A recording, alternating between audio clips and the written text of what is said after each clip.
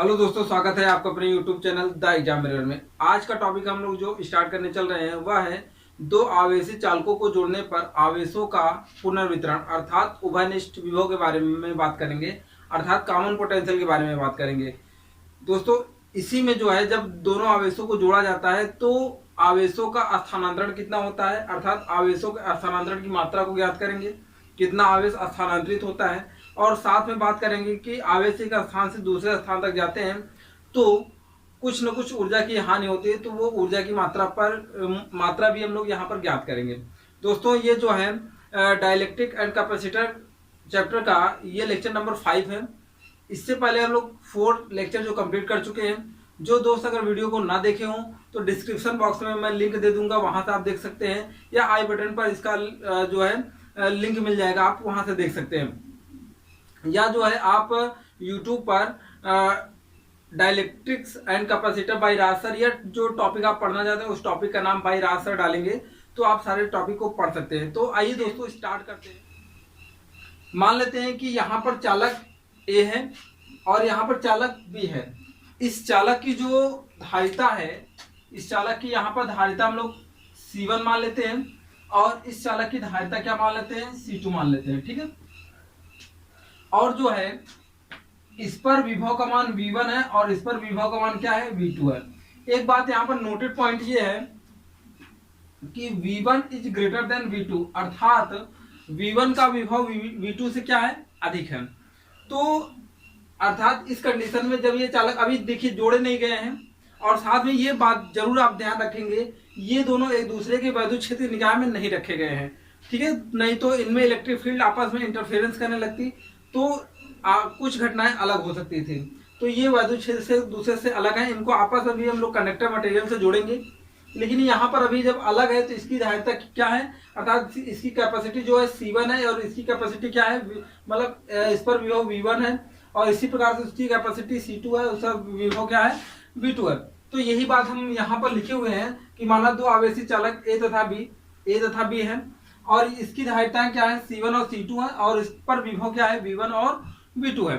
तो अब देखिए हम लोग जैसा कि पॉइंट पहले से ही जानते हैं कि अगर हमको किसी चालक की जो धारिता पता हो और उसका विभव पता हो तो उस पर आवेश की मात्रा आसानी से ज्ञात कर सकते हैं। जैसा कि हम लोग एक फॉर्मूले पर जानते हैं, फॉर्मूले के अकॉर्डिंग हम लोग जानते हैं Q इक्वल टू क्या होता है, फॉर्मूला CV होता है, जो हम लोग लेक्चर नंबर 2 में ज्ञात किए थे। लेक्चर नंबर 2 में इसका डेरिवेशन बकायदा आपको बताया गया हो। अगर दोस्तों जो ना देखे हो तो वो वीडियो के डिस्क्रिप्शन में लिंक दिया हुआ है, लेक्चर नंबर 2 वहां पर जाकर देख सकते हैं। ठीक है।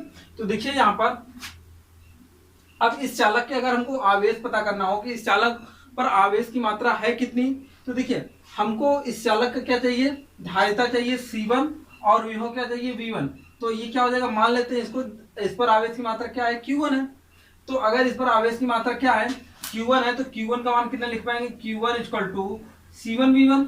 और इसी प्रकार से Q2 इक्वल टू कितना लिख पाएंगे, Q2 इक्वल टू C2V2। कितना लिख पाएंगे, C2V2 हो जाएगा। तो यही बात हम लोग यहाँ पर फिल करेंगे कि चालक A पर आवेश कितना हो जाएगा। तो चालक A पर आवेश का मान कितना हो जाएगा, हम लोग बात करेंगे तो वो कितना हो जाएगा, C1V1। कितना हो जाएगा, C1V1। और चालक B पर आवेश का मान कितना हो जाएगा, C2V2। ओके, क्या हो जाएगा, C2V2। अब देखिए ये तो अलग अलग बात हो गया। अब इन चालकों को जब किसी कंडक्टर मटेरियल मतलब किसी वायर से हम लोग क्या कर देते हैं, जब जोड़ देते हैं, तो देखिए यहाँ पर इनको क्या कर दिया जाता है, इनको जोड़ दिया जाता है। ऐसे किसी कंडक्टर मटेरियल से क्या कर दिया जाता है, जोड़ दिया जाता है। जैसे ही जोड़ा जाता है तो हम लोग जानते हैं, देखिए हमने कहा था कि ये V1 क्या है, उच्च विभव, और V2 क्या है, निम्न विभव। मतलब ये हाई पोटेंशियल पर है और ये क्या है, लो पोटेंशियल पर है। तो इस सिचुएशन में आवेश हम लोग जानते हैं उच्च विभव से निम्न विभव की ओर चलते हैं, अर्थात आवेश जो होगा वो A से B की ओर जाने की कोशिश करेगा। ठीक है। अब देखिए यहाँ पर आवेश क्या माना गया है, Q1 माना गया, और यहाँ पर आवेश क्या माना गया, Q2 माना गया। मान लेते हैं कि कुछ आवेश जो है, कुछ आवेश यहाँ से चलकर B पर जाएंगे, और कब तक जाएंगे, तब तक जाएंगे जब तक क्या हो जाएंगे, इन दोनों के विभव आपस में समान नहीं हो जाएंगे। जैसा कि अब ये आवेशों का डिस्ट्रीब्यूशन आप एक जो है वीडियो क्लिप के माध्यम से आप देख सकते हैं। देखिए यहाँ पर अगर हम लोग बात करें तो माना एक चालक है जिसकी धारिता क्या है, C1 है, और उस पर विभव का मान क्या है, V1 है। इसी प्रकार से दूसरा चालक जो है उसकी धारिता क्या है, C2 है, उस पर विभव का मान क्या है, V2 है। अब इनको जब जो है, अब देखिए जो चालक A है उसका विभव अधिक है और चालक B का विभव क्या है, कम है। जब इनको किसी कंडक्टर मटेरियल से जोड़ा जाता है, देखिए कंडक्टर मटेरियल से जोड़ा गया तो उच्च विभव से निम्न विभव की ओर आवेश चलेगा। तो देखिए चालक ए से इलेक्ट्रॉन निकलकर चालक बी पर जा रहे हैं, और इसी प्रकार से देखिए दूसरा इलेक्ट्रॉन भी निकल कर गया, और यह प्रक्रिया तब तक चलती रहती है जब तक कि दोनों के विभव आपस में बराबर नहीं हो जाते। जैसे विभव बराबर हो जाते हैं, अर्थात जो विभव बराबर होगा उसी को हम लोग क्या कहेंगे, उभयनिष्ठ विभव कहेंगे। तो दोनों के विभव आपस में क्या हो जाते हैं, बराबर हो जाते हैं। तो इस सिचुएशन में मान लेते हैं कि आवेश जब निकल के गया तो आवेश का मान क्या हो जाएगा, Q1 से Q1 डैश हो जाएगा, Q1 से Q1 डैश हो जाएगा, और यहां पर क्या हो जाएगा, Q2 से Q2 डैश हो जाएगा। एक बात और यहां पर हम लोगों को जान लेना चाहिए कि Q1 का मान Q1 का मान जो होगा वो Q1 डैश से अधिक होगा, या हम लोग कह सकते हैं Q1 डैश का मान Q1 से क्या होगा, कम होगा। इसी प्रकार से यहाँ पर अगर बात करें तो Q2 डैश का मान जो है वो Q2 से क्या होगा, अधिक होगा, क्योंकि यहाँ पर इलेक्ट्रॉन चलकर आया हुआ है, जैसे कि आप वीडियो क्लिप के माध्यम से देखे थे। ठीक है, ये तो चलो ठीक है। अच्छा, यहाँ पर विभव का मान कितना होगा, तो हमने कहा कि दोनों पर विभव का मान क्या हो जाता है, ये सेम हो जाता है। तो यहाँ पर भी विभव का मान हम लोग क्या मान लेते हैं, V मान लेते हैं। यहाँ पर भी विभव का मान क्या मान लेते हैं, V मान लेते हैं, और यहाँ पर भी विभव का मान क्या मान लेते हैं, V मान लेते हैं। और इसी को क्या बोला जाता है, कॉमन पोटेंशियल बोला जाता है, उभयनिष्ठ विभव बोला जाता है। ठीक है, यही बात जो है यहाँ पर लिख दिया गया है। देखिए हाँ, एक बात और, जब दोनों को चालक तार से जोड़ा जाएगा तो इसकी धारिता क्या है, C1 है, इसकी धारिता क्या है, C1 है, और इसकी धारिता क्या है, C2 है। जब दोनों को जोड़ेंगे तो दोनों की धारिता मिलाकर कितना हो जाएगा, C1 प्लस C2, अर्थात दोनों की धारिताओं के योग के बराबर हो जाएगा। तो यही बात यहाँ पर लिखा हुआ है, दोनों चालकों की संपूर्ण धारिता क्या हो जाती है, C1 प्लस C2 हो जाती है, तथा विभव दोनों चालकों पर क्या हो जाता है, V हो जाता है। अब देखो दोनों चालकों को जोड़ने के पश्चात जो हमने यहाँ पर बताया, तो Q1 डैश हो जाता है और क्या हो जाता है, Q2 डैश हो जाता है। अब बात ये होती है, यहाँ पर भी विभव आपको पता है, यहाँ पर भी धारिता आपको पता है, तो Q1 डैश का मान कितना होगा ये हम निकाल सकते हैं इस फॉर्मूले से। और जो है यहाँ पर भी Q2 डैश आपको पता है, और V जो है आपको C2 पता है और V पता है, तो Q2 डैश का मान क्या हो जाएगा, C2V हो जाएगा, और यहाँ पर क्या हो जाएगा, C1V हो जाएगा। जब दोनों को क्या कर दिया जाता है, जोड़ दिया जाता है, तो जोड़ने के पश्चात यहाँ पर विभव का मान क्या हो जाता है, V हो जाता है, जिसे हम लोग क्या कहते हैं, उभयनिष्ठ विभव कहते हैं। क्या कहते हैं, उभयनिष्ठ विभव कहते हैं। इस उभयनिष्ठ विभव का मान कितना होगा, तो देखिए फॉर्मूला हमारे पास यही है, Q इक्वल टू CV, तो V इक्वल टू क्या हो जाएगा, Q अपान C। ध्यान देना, इन चालक तारों मतलब इन चालकों को क्या कर दिया गया, जोड़ दिया गया है। तो जोड़ने पर हमको क्या चाहिए, कुल आवेश का मान चाहिए, और कुल क्या चाहिए, धारिता चाहिए। तो यहाँ पर देखिए, जब चालकों को आपस में जोड़ दिया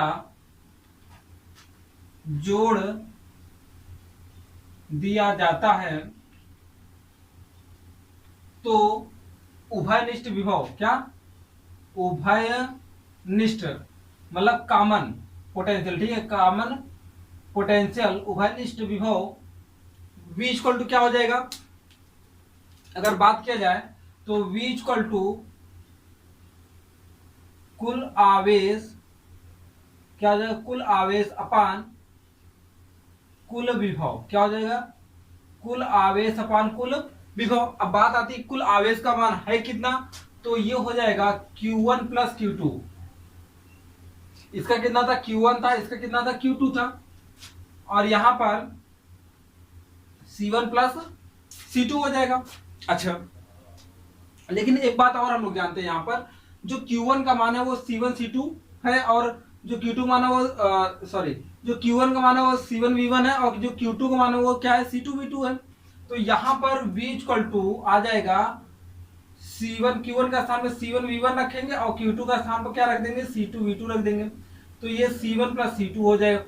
तो यहाँ पर एक फॉर्मूला आता है, अर्थात कॉमन पोटेंशियल। आपसे न्यूमेरिकल में पूछेगा कि कॉमन पोटेंशियल का मान किसी चालक पर आपको विभव का मान दे देगा, यहाँ पर कैपेसिटी उसकी दे देगा, तो आपसे पूछा जाएगा कि कॉमन पोटेंशियल का मान कितना होगा। तो यहाँ पर इस फॉर्मूले की मदद से हम लोग क्या कर सकते हैं, निकाल सकते हैं। ठीक है, तो ये फॉर्मूला आप लर्न कर लेंगे, याद कर लेंगे। अब बात करते हैं कि यहाँ पर जब इन दोनों चालकों को जोड़ दिया गया तो आवेश क्या हो जाता है, Q1 डैश हो जाता है, और यहाँ पर दूसरे चालक B पर कितना हो जाता है, Q2 डैश हो जाता है। तो Q1 डैश और Q2 डैश का मान कितना होगा, तो यहाँ पर बात करते हैं। तो चालकों को जोड़ने के पश्चात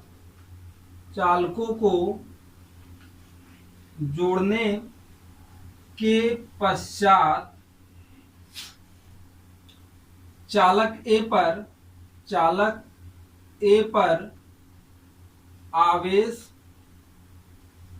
Q1 डैश इक्वल टू क्या हो जाएगा, देखो यहां पर आपको विभव का मान पता हुआ है और यहां पर इसकी धारिता पता हुआ है, तो Q इक्वल टू CV होता है। तो C क्या है, C1 है, और V क्या है, तो ये Q1 डैश इक्वल टू क्या हो जाएगा, C1V हो जाएगा। और इसी प्रकार से चालक B पर आवेश कितना हो जाएगा, चालक B पर आवेश Q2 डैश इक्वल टू क्या हो जाएगा, C2V हो जाएगा। ये दो पॉइंट आपको पता हो गए। तो अब देखिए, अगर इनको जो है इनको क्या कर दिया जाए, डिवाइड कर दिया जाए, तो एक कुछ फंक्शन यहां पर निकल कर आएगा, उस बात को हम लोग देखेंगे। और यहां पर एक बात हम लोग सीखेंगे, देखिए क्या बात सीख पाएंगे कि यहां पर जो है ना, जब इनको डिवाइड किया जाता है तो Q1 डैश अपान क्या हो जाएगा, Q2 डैश इक्वल टू क्या हो जाएगा, C1V अपान क्या हो जाएगा, C2V। V से भी क्या हो जाएगा, कैंसिल हो जाएगा। तो ये बात हम लोग कुछ ऐसा लिख पाएंगे, Q1 dash upon Q2 dash equal to यहां पर क्या हो जाएगा, C1 अपान C2, C1 अपान C2। ये बात कुछ देखिए यहां पर एक इसका अर्थ निकल कर आता है क्या, कि जब दोनों आवेशी चालकों को आपस में जोड़ा जाता है तो जोड़ने के पश्चात उन पर आवेश की मात्रा जो होती है उनकी धारिताओं के अनुपात में होती है। देखिए, जोड़ने के पश्चात उनपे आवेश की जो मात्रा है उनकी धारिताओं के मतलब C1 और C2 के क्या है, अनुपात में। ये आप पॉइंट क्या कर लेंगे, नोट पॉइंट में लिख लेंगे कि जब दोनों चालकों को आपस में जोड़ा जाता है तो जोड़ने के पश्चात उन पर आवेश की मात्राएं उनकी धारिताओं के अनुपात में होती हैं। तो अब देखिए, यहां पर एक पॉइंट आपका ये फिनिश होता है।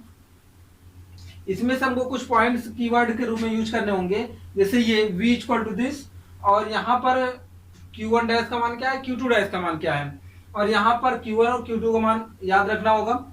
इसके बाद हम लोग बात करेंगे स्थानांतरित आवेश की मात्रा। देखिए, स्थानांतरित आवेश की मात्रा कैसे बात करेंगे, चूंकि देखिए यहाँ पर बात क्या है कि भैया यहाँ पर आवेश पहले क्या था, Q1 था। इसके बाद यहाँ पर जब जोड़ दिया जाता है तो आवेश क्या हो जाता है, Q2 हो जाता है। सॉरी, पहले आवेश क्या था, Q1 था। जोड़ने के बाद यहाँ पर आवेश क्या हो जाता है, Q1 डैश हो जाता है। तो हमने कहा था कि जब जोड़ा जाता है तो आवेश उच्च विभव से निम्न विभव की ओर जाते हैं, अर्थात यहाँ से आवेश कुछ चलकर यहाँ तक गया होगा। कब तक गया होगा, जब तक कि दोनों के विभव आपस में बराबर नहीं हो गए होंगे। तो इसका मतलब एक बात ये हो सकता है कि यहाँ पर आवेश का मान क्या हुआ होगा, कुछ कम हुआ होगा। तो स्थानांतरित आवेश की मात्रा कैसे पता करेंगे, इस वाले आवेश में से इस वाले आवेश को क्या कर देंगे, सब्ट्रैक्ट कर देंगे, घटा देंगे, तो कितना आवेश यहाँ से चलकर यहाँ पर गया हुआ है वो पता चल जाएगा। तो यही बात करेंगे। अगला टॉपिक इसमें हम लोग बात करेंगे स्थानांतरित आवेश की मात्रा, क्वांटिटी ऑफ ट्रांसफर्ड चार्ज। तो इस बात को हम लोग आइए पढ़ते हैं यहाँ पर। तो यहाँ पर हम लोग आगे देखते हैं कि यहाँ पर स्थानांतरित आवेश की मात्रा कितनी होगी।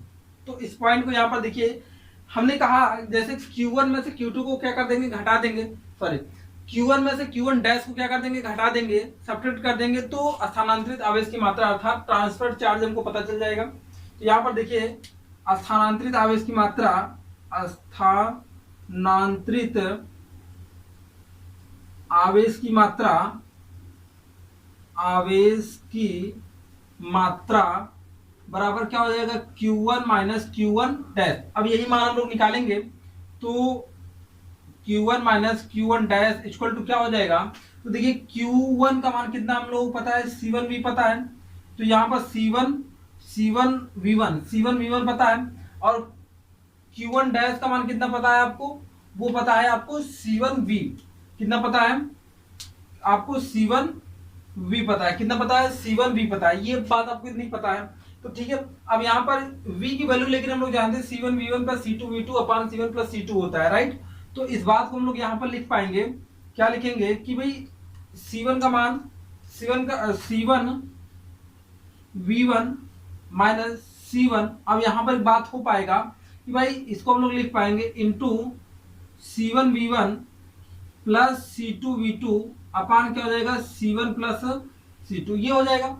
अच्छा एक बात यहाँ से देखिए, दोनों में C1 क्या कर सकते हैं, कॉमन कर सकते हैं। जब कॉमन करते हैं तो देखिए ये हो जाएगा C1 हम लोग कॉमन कर लिए तो आ जाएगा V1 minus C1V1 plus C2V2 अपान क्या हो जाएगा C1 प्लस क्या हो जाएगा C2 हो जाएगा। अगर आप लोग ध्यान देंगे तो यहाँ पर एक बात और हो सकता है कि यहाँ पर C1 प्लस C2 एलसीएम होगा, जब एलसीएम होगा तो इसमें क्या हो जाएगा, मल्टीप्लाई हो जाएगा। तो इस बात को हम लोग ऐसा भी लिख सकते हैं Q1 minus Q1 dash equal to ये C1 हो जाएगा, इसको जब इसमें मल्टीप्लाई करेंगे तो देखिए ये C1 प्लस C2 इंटू क्या हो जाएगा V1 माइनस, ये देखिए जब ये माइनस के साथ एंट्री करेगा तो ये प्लस भी क्या हो जाएगा, माइनस हो जाएगा। तो ये हो जाएगा C1V1 माइनस C2V2, ये upon all over divided by C1 plus क्या हो जाएगा C2 हो जाएगा। ओके ठीक है, अब बात करेंगे आगे यहाँ पर Q1 डैश इक्वल टू ये देखिए C1 और यहाँ से इसका मल्टीप्लाई जब करेंगे तो ये हो जाएगा C1V1 प्लस C2V1। ध्यान देना इस बात को, ये तो C1V1 होगा, इसका जब मल्टीप्लाई होगा तो ये C2V1 हो जाएगा और यहाँ पर ये C1V1 माइनस C2V2 अपान क्या हो जाएगा C1 प्लस क्या हो जाएगा C2 हो जाएगा। ओके ओके, अब यहाँ पर अगर हम लोग बात करेंगे तो देखिए ये C1V1 आपस में क्या हो जाएंगे, कैंसिल हो जाएंगे और यहाँ पर ये देखिए C2V1 और C2V2, तो यहाँ पर C2 ऑल ओवर दोनों में क्या हो जाएगा, कॉमन हो जाएगा। इस बात को हम लोग ऐसा भी लिख पाएंगे, कैसा, देखिए Q1 dash equal to Q1 minus Q1 dash equal to ये हो जाएगा C1 और C2 यहाँ से कॉमन हुआ तो ये बचा V1 माइनस V2 अपान C1 प्लस क्या हो जाएगा C2। ठीक है, तो इस बात को हम लोग फॉर्मूले के रूप में लिख लेते हैं Q1 minus Q1 dash equal to क्या हो जाएगा C1 C2 V1 minus V2 अपान ये क्या हो जाएगा C1 प्लस C2। ये आपका क्या बन जाएगा कि स्थानांतरित आवेश की मात्रा अगर आपको पता करना हो तो इस फॉर्मूले से हम लोग क्या कर सकते हैं, पता कर सकते हैं। आई होप आपको ये जो है पॉइंट आपको समझ में आया होगा कि स्थानांतरित आवेश की मात्रा हम लोग कैसे पता करते हैं। हाँ एक बात और आपके दिमाग में आना चाहिए, ये सब ठीक है, आप यहाँ पर एक बात बता दिए कि Q1 से Q1 डैश को घटा दिए तो हमको पता चल गया कि स्थानांतरित आवेश की मात्रा कितनी है। तो क्या यहाँ पर हम लोग घटा नहीं सकते क्या? घटाते समय आपको एक बात ध्यान देना पड़ेगा कि भाई यहाँ पर आवेश चलकर इस बॉडी पर आया है, मतलब बी चालक पर आया है, तो हम लोग यहाँ पर पहले के अपेक्षा इस पर चालक क्या हुए हैं, आ गए, मतलब ये आवेश आ गए हैं। ठीक है, तो इस पॉइंट को हम लोग यहाँ पर बात करेंगे भाई Q2 डैश में से Q2 को घटाएंगे, Q2 डैश में से क्या करेंगे, Q2 को घटा लेंगे तो पता चल जाएगा स्थानांतरित आवेश की मात्रा क्या होगी। ये आप लोग अपना कर सकते हैं, स्थानांतरित आवेश की मात्रा हमने बता दिया। अब हम लोग बात करेंगे कि इनको जोड़ने के पश्चात, इनको जब हम लोग किसी चालक तार से जोड़ते हैं तो चालक तार से जोड़ने के पश्चात आवेश जब एक स्थान से दूसरे स्थान तक जाता है तो कुछ न कुछ कार्य करना पड़ता है। देखिए जब एक आवेश गया होगा यहाँ पर तो पहले से उपस्थित यहाँ पर आवेश जो रहा होगा वो क्या कर रहा होगा, पहले वाले आवेश को आने का क्या कर रहा होगा, विरोध कर रहा होगा। जैसा कि इससे पहले प्रीवियस वाले लेक्चर में हम लोग एक वीडियो क्लिप के माध्यम से देखे थे, जो 3D डायग्राम के माध्यम से हम देखे थे कि जब एक इलेक्ट्रॉन दूसरे पर जाता है तो वहां पर क्या होता है कि प्रतिकर्षण के कारण वापस आने लगता है, लेकिन फोर्स लगाकर हम लोग भेजते हैं। जब बल लगाकर एक स्थान से दूसरे स्थान तक ले जाते हैं तो हमें कुछ न कुछ कार्य करना पड़ता है, और यही कार्य निकाय में क्या हो जा रहा था, स्थितिज ऊर्जा के रूप में संचित हो जा रहा था। अच्छा, तो यही कार्य यहाँ पर भी देखिए हो रहा है। यहाँ पर पहले से इलेक्ट्रॉन यहाँ मतलब आवेश स्थिर है। अब यहाँ जब आवेश जाएगा तो प्रतिकर्षण के कारण रुकने की कोशिश करेगा, लेकिन हम लोग इसे फोर्स लगाकर भेजेंगे तो कुछ न कुछ ऊर्जा क्या होगा, खर्च होगा। और यह ऊर्जा जो है, इसीलिए यहां से एक स्थान से दूसरे स्थान तक ले जाने में कुछ न कुछ कार्य करना पड़ता है। और यही कार्य अब देखिए इस कंडक्टर मटेरियल में क्या हो जाता है, जैसे हीट के रूप में, ध्वनि के रूप में क्या हो जाता है, खर्च हो जाता है। जबकि यहाँ चला हुआ यहाँ तक गया है तो आवेश क्या होनी चाहिए, आप लोग पढ़े होंगे कि या जानते होंगे आप लोग कि ऊर्जा संरक्षण का सिद्धांत आप लोग पढ़े होंगे कि ऊर्जा को ना तो उत्पन्न किया जा सकता और ना ही नष्ट किया जा सकता, बल्कि एक रूप से दूसरे रूप में बदला जा सकता है। लेकिन यहाँ पर देखिए ऊर्जा नष्ट हो रही है, कहने की बात यहाँ पर नष्ट नहीं हो रही है, वह ऊर्जा दूसरे रूप में परिवर्तित हो जाती है। जैसे इस कंडक्टर मटेरियल को हीट करने में, ध्वनि के रूप में, वाइब्रेशन के रूप में, कई प्रकार की ऊर्जाओं में क्या हो जाता है, ये मतलब नष्ट हो जाता है या परिवर्तित हो जाता है। तो इसी पॉइंट को हम लोग पढ़ेंगे कि यहाँ पर चालक तार को जोड़ने के पश्चात ऊर्जा में कितनी लॉस होता है। ठीक है, ऊर्जा कितना लॉस होता है, तो आइए हम लोग देखते हैं। देखिए चालकों की जो स्थितिज ऊर्जा होती है, इससे पहले वाले लेक्चर में हम लोग बात कर चुके थे, कितनी होती है, हाफ CV स्क्वायर होती है। तो ये बात हम लोग यहाँ पर लिख लेते हैं, तो क्या हो जाएगी, U equal to half CV square, right. तो जोड़ने से पहले मतलब चालकों को, कंडक्टर मटेरियल को, ये A और B को जोड़ने से पहले इनकी कुछ न कुछ ऊर्जाएं रही होंगी। तो हम लोग बात करेंगे इनकी ऊर्जाएं कितनी थी। तो यहाँ पर देखिए हमको जैसे C1 और मतलब C और V पता होनी चाहिए, तो इसकी ऊर्जा हम लोग बता सकते हैं। तो यहाँ पर इसका C मतलब इसकी धारिता कितनी है, C1 है, और यहाँ पर विभव मान क्या है, V1 है। तो हम लोग एक बात कह पाएंगे, जो इसका ऊर्जा होगा U इक्वल टू, ये क्या हो जाएगा, हाफ C1 V1 स्क्वायर, क्या हो जाएगा, हाफ C1 V1 स्क्वायर। इसी प्रकार इसकी ऊर्जा क्या हो जाएगी, इसका U1 कह लें, इसका U2 कह लें, तो ये क्या हो जाएगा, हाफ C2 V2 स्क्वायर। इन दोनों को जोड़ेंगे तो संपूर्ण ऊर्जा कितनी होनी चाहिए भाई, half C1 V1 square plus half C2 V2 square होनी चाहिए। तो आइए यही बात हम लोग यहां पर लिखते हैं। चालकों को जोड़ने से पहले, किससे जोड़ने से, चालक तार से जोड़ने से पहले, चालकों को जोड़ने से पहले ऊर्जा कितनी होगी, तो चालक ए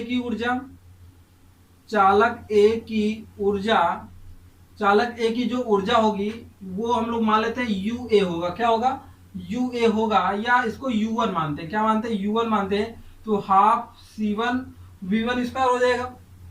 और इसी प्रकार से हम लोग बात करते हैं चालक बी की ऊर्जा जो होगी, चालक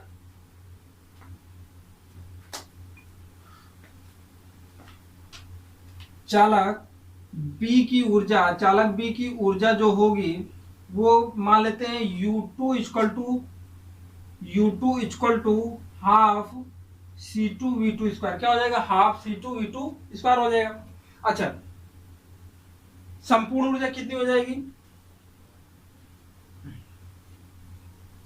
संपूर्ण ऊर्जा U इक्वल टू, इन दोनों को जोड़ लेंगे तो देखो हाफ कॉमन हो जाएगा, तो ये हो पाएगा कितना, अगर बात किया जाए C1 V1 square plus C2 V2 square. ये तो क्या हो गया, संपूर्ण ऊर्जा हो गया किसकी, चालक तार को, मतलब चालकों को तार से मतलब वायर से जोड़ने से पहले कितनी ऊर्जाएं हो जाएंगी, U equal to half C1 V1 square plus C2 V2 square. ये संपूर्ण ऊर्जा हो जाएगी। जब इनको जो है चालक तार के द्वारा जोड़ा जाएगा तो देखा गया कि पहले की ऊर्जा से और बाद की ऊर्जा में कुछ अंतर आ जाता है, अर्थात बाद में क्या आ जाती है, कुछ कमी आ जाती है। कितनी कमी आती है वही हम लोग निकालने की कोशिश कर रहे हैं। कितनी कमी आ जाएगी, वही ऊर्जा में क्या हो जाएगा, लॉस हो जाएगा। तो यहाँ पर जोड़ने के पश्चात कितनी ऊर्जा है, तो देखिए जोड़ने के पश्चात यहाँ पर विभव मान क्या हो जाता है, V हो जाता है। तो यहाँ पर हम लोग मान लेते हैं कि ये क्या हो जाएगा, U1 dash equal to half C1 V हो जाएगा। और यहाँ पर क्या हो जाएगा, U2 dash equal to half C2V हो जाएगा, C1V² और C2V²। ये क्या हो जाएगा, ऊर्जा हो जाएगी। तो यहां पर हम लोग बात करते हैं जोड़ने के पश्चात, चालक तार से जोड़ने के पश्चात, चालक तार से जोड़ने के पश्चात ऊर्जा, चालक तार से जोड़ने के पश्चात क्या ऊर्जा की बात किया जाए तो कितना हो जाएगा, तो ए की ऊर्जा कितनी हो जाएगी, चालक ए की ऊर्जा, चालक ए की ऊर्जा कितनी हो जाएगी। तो यहां पर देखिए U1 dash equal to half C1V², half C1V²। और इसी प्रकार से चालक बी की ऊर्जा कितनी हो जाएगी, चालक बी की ऊर्जा equal to U2 dash equal to क्या हो जाएगा, C2 मतलब हाफ C2V²। V इसलिए हो रहा है कि दोनों में क्या है, कॉमन है, ठीक है। तो अब देखिए, तो जोड़ने के पश्चात कुल ऊर्जा कितनी हो जाएगी, कुल ऊर्जा यहां पर मान लेते हैं U डैश हो जाएगा, तो ये हाफ C1 प्लस C2, और यहां पर देखिए ये क्या हो जाएगा, V² हो जाएगा। या आप इस बात को ऐसा भी लिख सकते हैं कि चालक तार को जोड़ा जाएगा तो इनकी धारिताएं टोटल C1 प्लस C2 हो जाएंगी, और इसका विभव क्या होगा, V होगा। तो हम लोग लिख सकते हैं U dash equal to half C1 plus C2 V² हो सकता है, ठीक है। तो अब देखिए, अगर बात की जाए ऊर्जा की हानि कितनी है, पहले ऊर्जा इतना है, जोड़ने के पश्चात ऊर्जा इतनी है, तो ऊर्जा की हानि कितनी हुई। तो यहां पर देखिए ऊर्जा की हानि या ऊर्जा का हास जो है लिख सकते हैं आप, ऊर्जा का हास, loss of energy, loss of energy, right. Loss of energy की अगर बात किया जाए तो कितना हो जाएगा, बहुत आसानी से हम लोग इसको निकाल सकते हैं। देखिए U माइनस U डैश, दो इस वाले में इस वाले क्या कर लेंगे, सब्ट्रैक्ट कर लेंगे, घटा लेंगे। तो देखिए कितना आना चाहिए ये, तो ये हो जाएगा, इसका मान हम लोग रखेंगे हाफ, ये हो जाएगा C1V1² प्लस C2V2², राइट, ये हो जाएगा। अब इसके बाद बात करते हैं, अब देखिए इस डायग्राम का यहाँ पर कोई विशेष अब काम नहीं है, तो यहाँ पर इसको हम क्या कर देते हैं, इरेज कर देते हैं। तो देखिए ये क्या हो गया, C1V1² प्लस C2V2², और यहाँ पर इसी में से क्या कर लेंगे, U डैश का मान रखेंगे, तो ये हो जाएगा हाफ C1 प्लस C2, और ये क्या हो जाएगा, V² हो जाएगा, ठीक है। ये किसका मान हो गया, U2 डैश का मान हो गया। अब यहाँ पर देखिए एक बात, अगर यहाँ पर देखा जाए तो इसका मान जो है half C1V1² plus C2V2² minus, अब देखिए हाफ कॉमन हो ही गया है ऑल ओवर, तो ये हो जाएगा C1 प्लस C2, और यहाँ पर V का मान रखा जाएगा। V का मान आप लोग देख रहे होंगे, ये C1V1 प्लस C2V2 अपान C1 प्लस C2 है, तो यहाँ पर रखा जाएगा C1V1 प्लस C2V2 अपान क्या हो जाएगा, C1 प्लस C2 हो जाएगा। अच्छा, यहाँ पर एक बात देखेंगे आप, ये बात टोटल क्या हो जाएगा, स्क्वायर हो जाएगा, ये बात टोटल क्या हो जाएगा, स्क्वायर हो जाएगा। अब ध्यान देंगे आप कि इस स्क्वायर को हम लोग अलग अलग तरीके से भी लगा सकते हैं, ऐसे ये ऐसे लगा पाएंगे, यहाँ पर ये स्क्वायर हो जाएगा और ये स्क्वायर हो जाएगा, ठीक है। इससे एक स्टेप आपका कम हुआ है बस। तो देखिए यहाँ पर इस स्क्वायर से ये पावर क्या हो जाएगा, कैंसिल हो जाएगा, मतलब C1 प्लस C2 क्या हो जाएगा, कैंसिल हो जाएगा, बचेगा क्या, अकेले C1 प्लस C2 बचेगा। और यहां पर अगर आप लोग देखेंगे थोड़ा सा,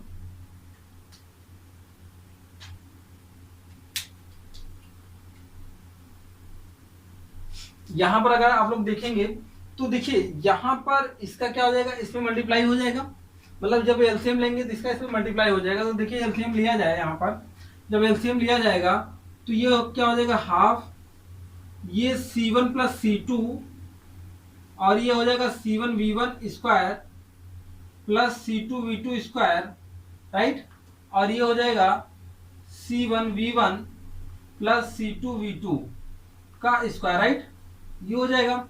उसके बाद यहाँ पर all over divided by C1 plus C2 हो जाएगा। थोड़ा सा ये जो है डेरिवेशन लंबा है लेकिन आसान है, अलजेब्रा के तरीके ही, मतलब बीजगणित तरीके ही है, कोई दिक्कत नहीं है। तो यहाँ पर अगर हम लोग बात करें, अब देखिए ये जो है पॉइंट इधर था, ये हाफ, अब देखिए इसका मल्टीप्लाई कैसे होगा, C1 तो ये हो जाएगा C1 स्क्वायर V1 स्क्वायर, और ये हो जाएगा प्लस C1 और C2 का आप ध्यान से देखेंगे नहीं तो कंफ्यूजन क्रिएट होगा। C2 ये हो जाएगा V2 स्क्वायर, अब ध्यान दें इसमें, ये हो जाएगा C2 और ये हो जाएगा V1 स्क्वायर, और यहाँ पर इस बात को आगे हम लोग लिख पाएंगे, देखिए ये हो गया C1, अब इस बात को यहाँ पर लिखे मल्टीप्लाई करेंगे C2 स्क्वायर, और ये क्या हो जाएगा V2 स्क्वायर, ठीक है। अब यहाँ पर अगर आगे बात किया जाए तो ये माइनस, ध्यान देंगे a plus b whole square के फॉर्मूले तोड़ेंगे और माइनस की एंट्री कराएंगे, तो C1V1 square minus C2V2 square, C1 square V1 square plus C2 square V2 square plus, देखिए प्लस होगा तो ये माइनस से एंट्री करेंगे, माइनस हो जाएगा 2 C1V1 C2 V1 V2, ये हो जाएगा। इतना चीज यहाँ पर ये फॉर्मूले से आएगा, ठीक है। मतलब अब यहाँ पर ऑल ओवर डिवाइडेड बाई ये क्या हो जाएगा C1 प्लस C2 हो जाएगा। अच्छा ठीक है, अब देखिए यहाँ पर कुछ कैंसिल भी हो रहे होंगे, जैसे C1V1 स्क्वायर ये क्या हो जाएगा, कैंसिल हो जाएगा, कैंसिल होकर आएगा कितना, अगर बात यहाँ पर देखिए ये इससे कैंसिल हो जाएगा, C2V2 स्क्वायर ये इस यहाँ पर ये इससे कैंसिल हो जाएगा, प्लस माइनस होने के कारण क्या हो गया, कैंसिल हो गया। लेकिन आप अगर देखें ऑल ओवर तो ये क्या हो जाएगा C1 C2 यहाँ पर भी, C1 C2 यहाँ पर भी, और C1 C2 यहाँ पर भी है, हर जगह C1 C2 है। तो इसको क्या किया जा सकता है, कॉमन किया जा सकता है। जब कॉमन किया जाएगा तो देखिए यहाँ पर मैं लिख दे रहा हूँ इस बात को, जब कॉमन किया जाएगा तो एक बात यहाँ पर ये हो सकता है कि वो हाफ तो है ही, u dash equal to half तो है ही, कोई दिक्कत नहीं है, तो हम लोग इसे हाफ लिख लेंगे। अब देखिए यहाँ पर ऑल ओवर कॉमन क्या हो रहा है, C1 C2 कॉमन हो रहा है, इस बात को यहाँ पर लिख देते हैं C1 C2 कॉमन हो गया, बचा क्या, यहाँ पर अगर देखा जाए तो V1 square plus V2 square minus 2 V1 V2 बचा हुआ है। इस बात को ऐसा लिख पाएंगे V1 square plus V2 square minus 2 V1 V2 बचा हुआ है। अच्छा, डिवाइडेड में कुछ बचा हुआ है, C1 प्लस C2 बचा हुआ है। ओके, तो देखिए जैसे ये फॉर्मूला बन गया a square plus b square minus 2ab, इस रूप में फॉर्मूला यहाँ पर बन गया। इस बात को हम लोग ऐसे ही बात कर पाएंगे, कैसे u dash equal to half, या ऐसा देखिए इसको लिख पाएंगे C1 C2 और ये हो जाएगा V1 माइनस V2 का whole square upon C1 plus C2। ये क्या आ गया, ये जो है ऊर्जा में लॉस है, मतलब लॉस ऑफ एनर्जी है, मतलब जब आवेशों को, जब चालक तारों को क्या किया जाएगा, जोड़ा जाएगा, जब चालक तारों को क्या किया जाएगा, जोड़ा जाएगा, तो आवेश जो है एक स्थान से दूसरे स्थान पर जाने में इतने ऊर्जा का क्या करेंगे, लॉस करेंगे, मतलब ऊर्जा कितनी हानि होगी या हास होगा। ठीक है दोस्तों, तो ये टॉपिक आपका कंप्लीट होता है। दोस्तों अगर वीडियो पसंद आया हो तो वीडियो को जरूर लाइक करें, अगर आप इस चैनल पर पहली बार आए हैं तो चैनल को सब्सक्राइब जरूर करें, और अगर आपको इस टॉपिक से कोई कंफ्यूजन है तो आप कमेंट जरूर करें, उस कमेंट का सलूशन आपको जरूर बताया जाएगा। तो मिलते हैं अगले वीडियो में, जय हिंद।